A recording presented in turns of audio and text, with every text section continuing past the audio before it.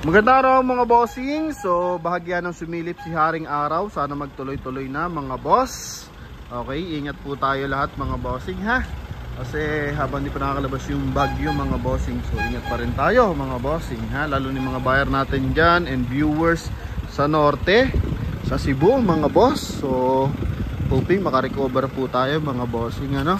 Ingat po lagi sa mga kalamidad. So ngayong araw mga boss, sa mga naghahanap po dyan ng low mileage pick up truck, automatic transmission, ito available tayo mga boss ha. Trade in to sa ating Toyota Hilux mga bossing. Okay, na 2023 model. So nag-upgrade sila mga boss. Ito yung pinandagdag nilang bayad sa atin. 2016 na Nissan Navara EL Calibre mga boss. Naka Yokohama tires yan mga bossing na 90% red light. Yan mga bossing no. Ganda ng kulay. Presentable ito, in and out. Then mileage lang nito mga bossing 67,260. Then yung nakuha nila sa ating Hilux is 11,000 lang ang mileage. Oh, panalo mga bossing ha. May cover na rin yung kanyang trunk compartment. Oh, ha? EL yan mga boss. Then price dito mga bossing 675,000 mga bossing. Kasama na dyan yung transfer of ownership. Noong nakaraang December ata yun mga boss, meron ng nabenta tayong ganito, kulay white naman. So ngayon nasa Leyte, ginagamit dun sa Leyte mga bossing.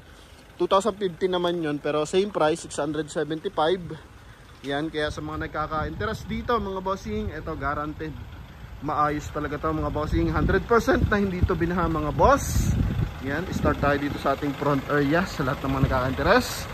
Loading net is Monday. Then kanyang front grille naka-chrome. Headlight natin mga boss, buo yan, pati paglight. Okay mga bossing, naka-chrome din yung kanyang paglight housing. Oh, ha?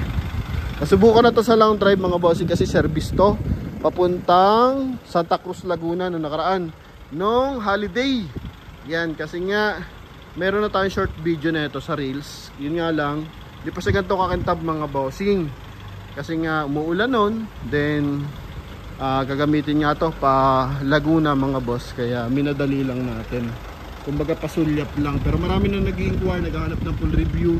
Kaya eto na mga bossing. Ano? Yan na. Okay, so sa side naka Yokohama tires to mga bossing na 90% red light mga boss. Yan, naka 6 stud yan mga bossing. Buo ang step board. Then may signal light sa kanyang side mirror, chrome line mga bossing, tapos chrome din yung door handle, meron na rin siyang roof rail.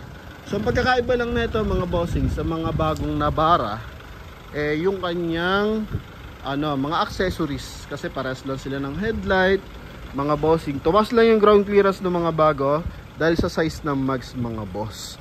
Okay, pero totally same lang to ng dimension mga bossing, tsaka ground clearance.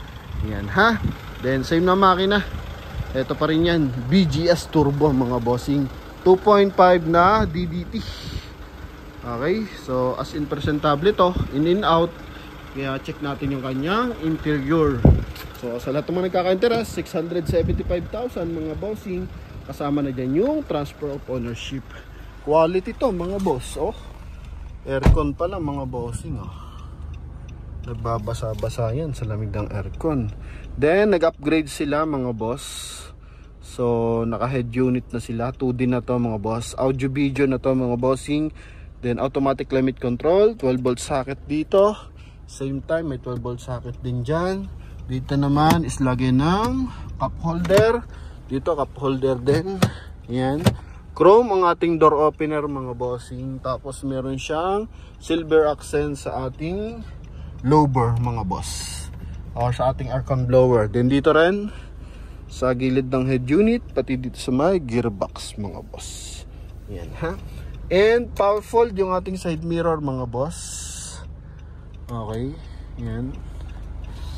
Yun kulay gray naman yung ating ceiling mga bossing. Door light mga bossing, dome light pala, sorry. Sun visor with mirror with light to mga boss. Then sa kabila rin, ayan. Then dito naman normally yan, lagay ng card. lagayan ng eyeglasses mga boss. Yan, kung mapansin mo sa mga latest na Navara, ganun din to mga boss, pare-pares lang halos, no? Sa steering wheel, naglagay lang sila ng mga controls, pero ito originally, yung leather, naka-factory leather pa to mga boss. Nag-upgrade na rin sila ng busina dito. Yan mga bossing. Tapos pagdating sa upuan, corduroy, yan, factory pa rin yan mga boss, ha? Oh, grabe, lambot mga bossing, tsaka walang mga punit. Dito lang sa driver side may konting lundo, pero dito sa front passenger side, tsaka sa likuran, perfect na perfect pa mga boss, no? Wala siya masyadong lundo. Okay, so punta tayo sa second row. Ito mga boss. Dito lang kasi pag naupo nga, so medyo nagpapadulas kasi dito yung driver. Pero as in, sa sandalan, sa headrest, goods, sa armrest, maayos mga bossing, ha? I-detail na lang interior, pero yung labas na ito, tingnan mo naman kung gaano kakintab yan, no? Yan, so dito lagay ng bottled water holder yan mga boss. Okay, stepboard niyan mga bossing. May mga gas-gas pero walang malaking UP mga boss. Then second row, eto. Yan. Aircon ventilation, upuan, ceiling, hand grip, kompleto mga boss. Okay. Then dito rin, walang mga punit, door opener, maayos na window. Yan. Then dito sa central, check natin. Yan mga boss, responsive yung mga window niyan. Okay. So dito naman sa ating trunk compartment, so naglagay sila ng 2-eye sensor. Then chrome yung kanyang rear bumper mga boss. Ito naman yung ating bed liner. Yan mga bossing.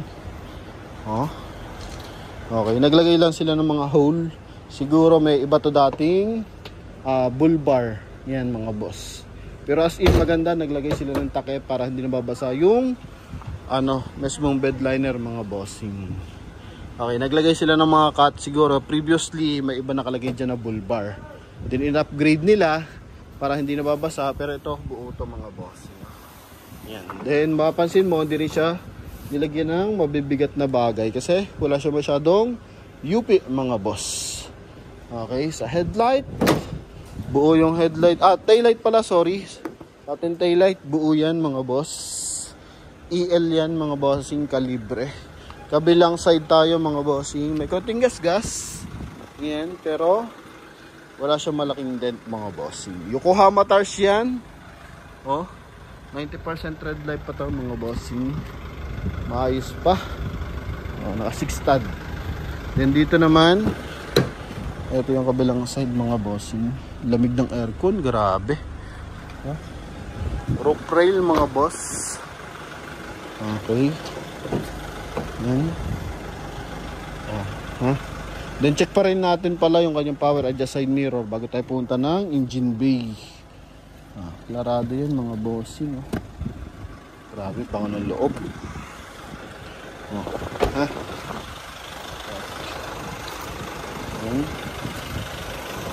Puta natin mga boss. Tapos check natin yung kanyang power adjust side mirror. Yun. Then sa kabilang side. Yun mga boss. Then dito tayo. Yun, oh. Engine bay tayo mga bossing. Medyo malakas pa rin ang hangin mga boss, ha, kaya ingat pa rin po. Yan. May mga maliliit na dent pero hindi naman siya halata. Then dito discoloration ng konti. Kaya kung hindi ka naman masailan, gusto mo lang presentable, in and out, maayos makina, transmission, aircon, eto. Naka-Amaron battery mga bossing. Oh. Turbo. Yan, naka-turbo yan. Ganda ng timing ng makina. 100%. Walang bangga yan mga boss, ha. Oh. Sarado yan. Unat na unat mga boss, ha. O, panel yan. Wala ka punit-punit. Okay. Yan mga boss. Insulator, buo pa rin. Engine displacement natin, 2.5 liters na turbo diesel mga boss. Kaya sa mga buyer natin dyan, naghahanap ng pick-up truck mga bossing. Quality na pick-up truck mga boss. Eto mga bossing ha. Available tayo for Nissan Navara mga bossing na 67,000 mileage sa halagang 675,000 mga boss. Pwede na itong makuha mga bossing. So yun lang mga boss. Thank you very much. Muli, ingat po at maraming salamat sa mga sumusuporta sa atin Facebook and YouTube mga boss. Alright, yun lamang mga bossing. God bless. Bye-bye.